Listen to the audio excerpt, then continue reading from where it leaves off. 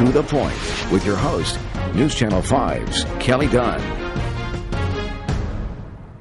They pleaded guilty time after time after time. The most recent case, Palm Beach County Commissioner Jeff Coons pleading guilty to charges including extortion. I accept full responsibility.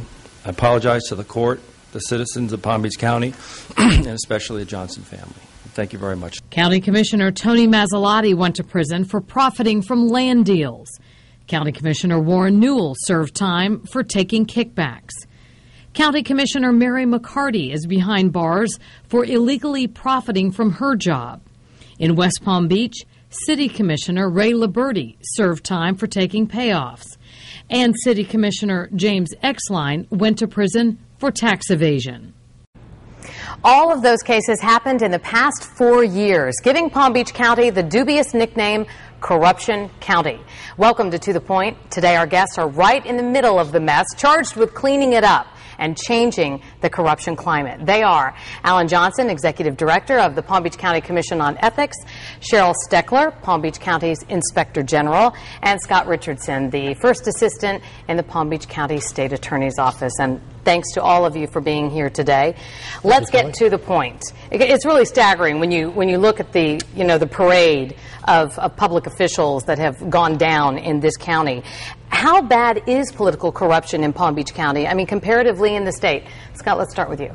Well, obviously we have had probably more cases that have been brought both by the federal government and most recently by our office than probably any other county in Palm Beach County to my memory. Is it the worst, though? Are we the worst in the state? Do we get that distinction, Alan? We have to look forward. We can't look backward. These cases were made by, and you'd have to ask the federal entity as to why they got involved in Palm Beach County. But I know there are cases in other counties. You have them up north in Tallahassee. You have Broward County. The point being that we've taken the bull by the horns here in the county to clean it up. And you've got that task assigned to you when you accepted the job of Inspector General. What do you think, Cheryl? I mean, this is a big task. Yes, it is, but there are so many partners, and there's so much willingness with the public in what they want. So, as Alan said, it's about moving forward, and there's a lot behind that, growth there. Well, Scott, you played a major role in the case against Jeff Coons earlier this year. Of all of the politicians who were convicted, he was the only one not to serve jail time. Why? Mr. Coons' case was different from all of the others that were brought before that in one respect. Mr. Coons' case was not motivated by financial gain on his part. In other words, the other commissioners, the other individuals who went to prison, all of their crimes were motivated by a desire to gain financially. The facts and circumstances in Mr. Coons' case were completely different. He was convicted of, pled guilty to, attempting to threaten an opponent of a project that he was trying to propose as a governmental official. So we looked at all the facts and circumstances, and we decided that because of the lack of an effort to gain financially, it was not appropriate for him to be incarcerated. Alan and Cheryl, you've been on the job for about 6 months. What are your impressions about the way county government does business when it comes to ethics and standards?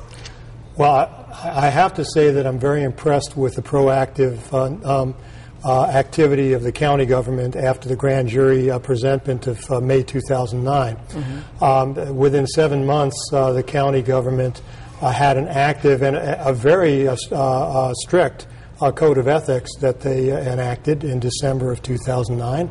And then they're funding both the Inspector General and the Commission on Ethics offices. And they've been very helpful in trying to get the word out to county officials and employees right now. And after the referendum, of course, to 38 municipalities and their employees and their officials. What needs to be done, Cheryl, and how long will this take to restore the public's confidence in government? This truly, what I'm seeing in my 6 months here is it is just a culture that needs to change. And it's not that everything was wrong, it's just the perception is now coming to light that things that we used to do, although they may not be illegal or wrongful, should you do them? Which is really the question we've been posing a lot to county government and others is it the right thing to do, even though you could legally do it? Is it the right thing to do? And it's going to take time. Miracles don't happen overnight, but as long as everybody stays stays forward and don't go back and commits to this, it can change. We hear that term pay to play used. You want to get a contract with a government agency, well, you're going to have to pay. How are you going to end that perception? Well, you need to work on the entitlements or the lack of entitlements when somebody's an employee or an official. Of course, we can't do anything about campaign contributions. That's in a different arena, and that's a different discussion. But with regard to a free lunch, if you will, and that's literal and figurative, what we need to do is Cheryl is absolutely right, we need to change the perception both in the public sphere and amongst employees, officials, that you really need to think about what you're doing and to see what the perception is, and whether the perception is that somehow you're an insider or somehow you're giving favoritism to one vendor or one party over another. And that's the thing. How do you, where's the line that you cross when it becomes unethical and when it becomes illegal, when you accept tickets to a football game or you're taken out to lunch or what have you? One of the commissioners, one of the ethics commissioners, Bruce Reinhardt, in a forum that we attended, we were on the panel, and he said ethics is something you'll learn by the time you get out of grade school. I mean, this is not rocket science. Our codes are not complex. You're not supposed to take anything in exchange for past, present, or future performance of your job. That's the core of the code of ethics, and I think that's what Cheryl was alluding to when she talked about perception. And that we can deal with, and that we can ease county and municipal governments into a process that is going to be both fair, transparent, and conflict-free. But I get what you're saying, and I know you don't want to look back. It's not easy. I know you don't want to look back and you want to go forward, but what was going on? I mean, it's really incredible to again look at that parade of people. I think, what was wrong with us here? Well, I don't think there's attention paid to it. Unless you see crisis happen, a lot of times things just keep going the way they're used to going, and nothing changes because everybody thinks it's okay. And so what we're trying to do is educate both, and as Alan said, the government and also the private sector, the businesses that come and do business with the county. There are certain rules and parameters that you should and shouldn't do. And so a lot of it is in education so that it makes it easier to say, don't bring anything to the table but your business product, and give us your best shot at what you can provide, and then they'll make an equitable decision of whether or not you get the job with the county. Kelly, corruption is not good for business. I mean, people don't think in terms of that, but one of the foundations of this ethics movement, along with leadership Palm Beach and citizens that cared, was the business community got on board and very strongly advocated a tough code of ethics and a tough, independent Inspector General and Commission on Ethics. Wouldn't you have thought, though, that when we started to see the first, the second, the third person prosecuted, serving time and that sort of thing, it might have, kind of convinced people, hey, make sure I'm above board here on everything? Well, I just think that sometimes people feel that the way that they've done business in the past is the way that they're going to continue to do it until things come to a head.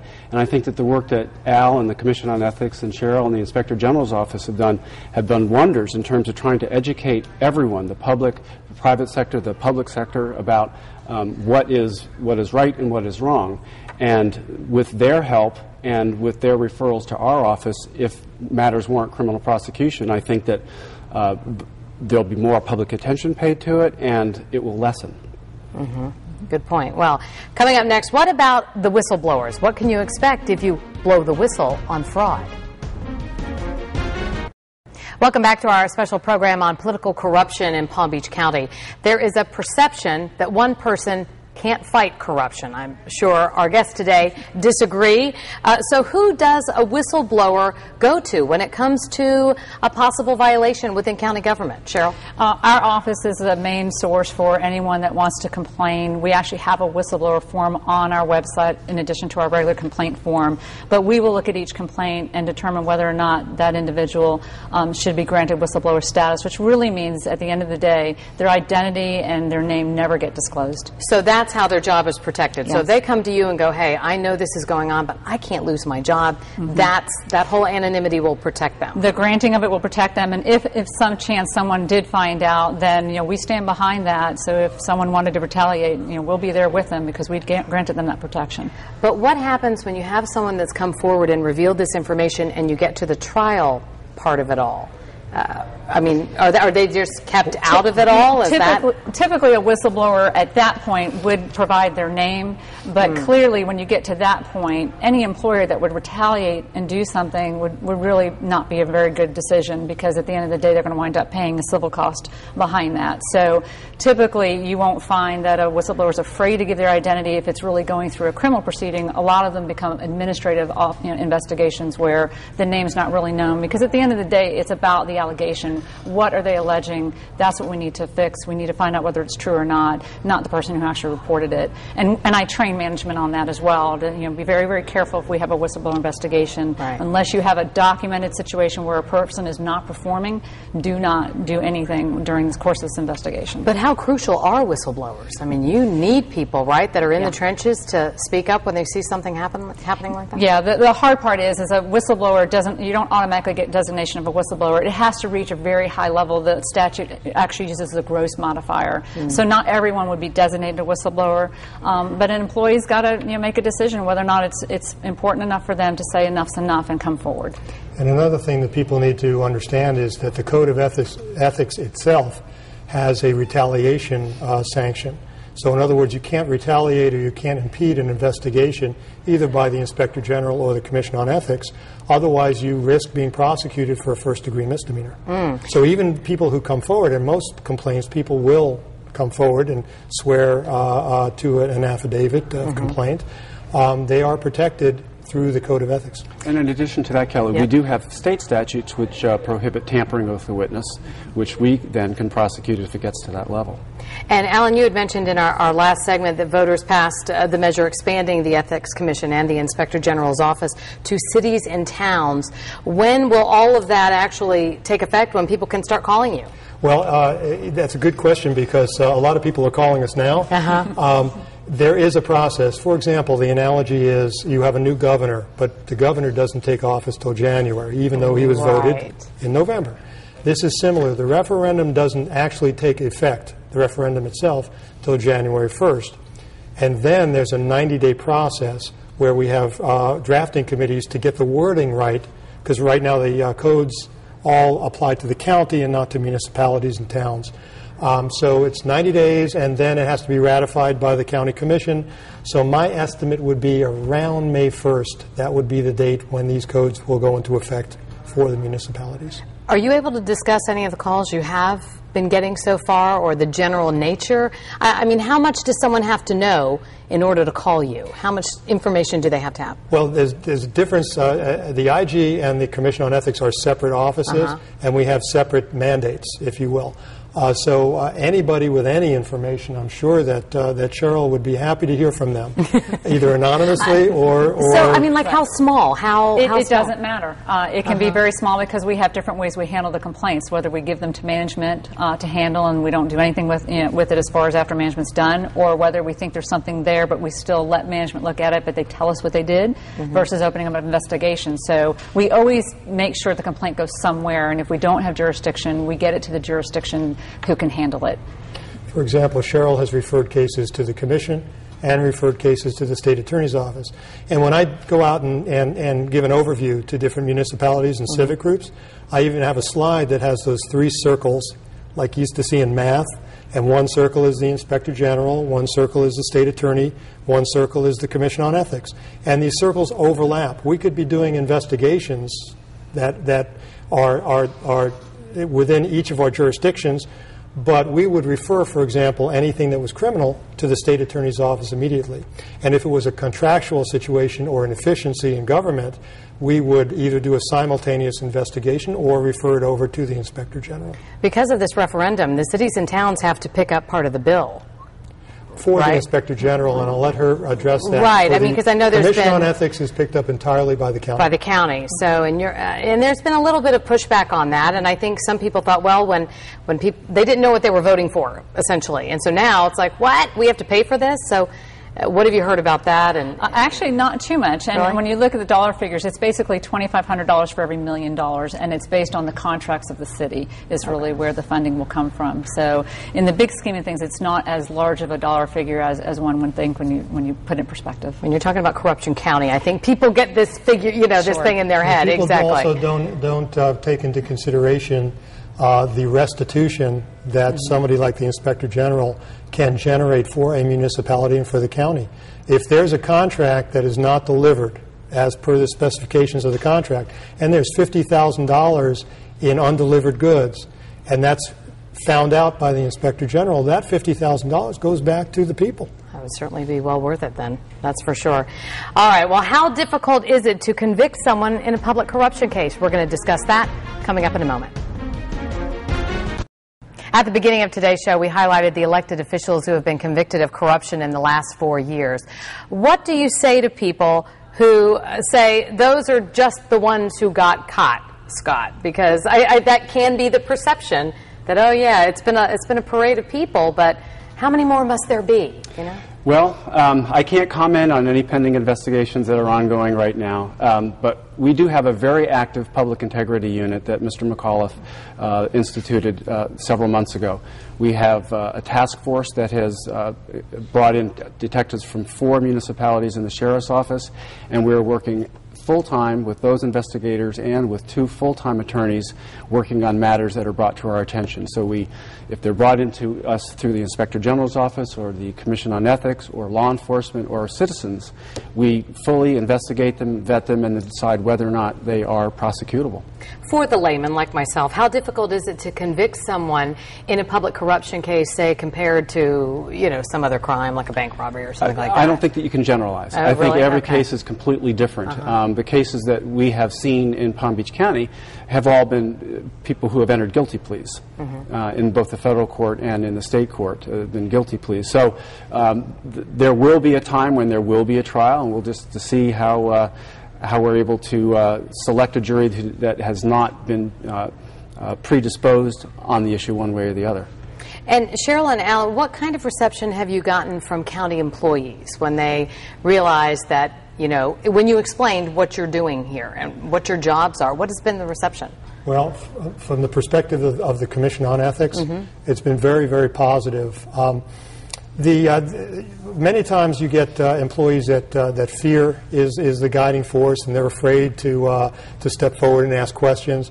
One of the important aspects of the Commission on Ethics is we give advice. We give advisory opinions. We do training and outreach to the employees and also to the civilians and citizens and vendors. And I've done a bunch of these trainings, and I've gotten very positive responses because people like to know. They like to know, what can I do? What can I do? I do not want to get in trouble. Most public officials, 99.9% of public officials, are honest, hardworking, and they take their jobs very seriously, the public trust. The state attorney's office is there to root out the other 1%, or 1/10 of 1%, and Ms. Steckler is there to ensure that the contracts are running smoothly and well, and the Commission's there to answer the questions and to, if there is an ethics violation, to prosecute that civilly. Yeah, we certainly don't want to imply that people, are standing around and saying, well, it's just happening here. It's the way it's always been done, so that's the way it will be done in this county. I would imagine you are getting positive feedback. We're getting a lot of positive, and then there's always the chilling effect of some of the results that are starting to come out with the investigations and our reviews. Our job is really to look at efficiencies and waste, and so at the end of the day, if we find things, it's never a good thing for management in one sense, because they have to accept the fact that they are not as efficient as they could be, or they've done something wrong. But they've been very cooperative, and they're doing well. It's just we do send a chilling effect sometimes when we begin to unravel what's happened here. Would imagine so. All right, we'll be back with more in just a minute. Public officials being arrested and convicted, so Is that how you know if you're succeeding? What are the signs that corruption is decreasing? Scott? Well, I think one of the signs from our office is that if we don't receive referrals of criminal conduct, then that would be a sign that the good work that the Inspector General and the Commission on Ethics in our office is doing is having some success. You know, in keeping with that, the analogy is when somebody cleans their house. When you clean your home, especially your closet, at first it doesn't look cleaner, does it? You're right. It looks a lot messier. And so when you have scrutiny on some of these issues, you're going to see an upflow of cases and high-profile situations. And then when I believe there is an effect, and eventually you're going to see people getting into the system and being a part of that ethical system within the county.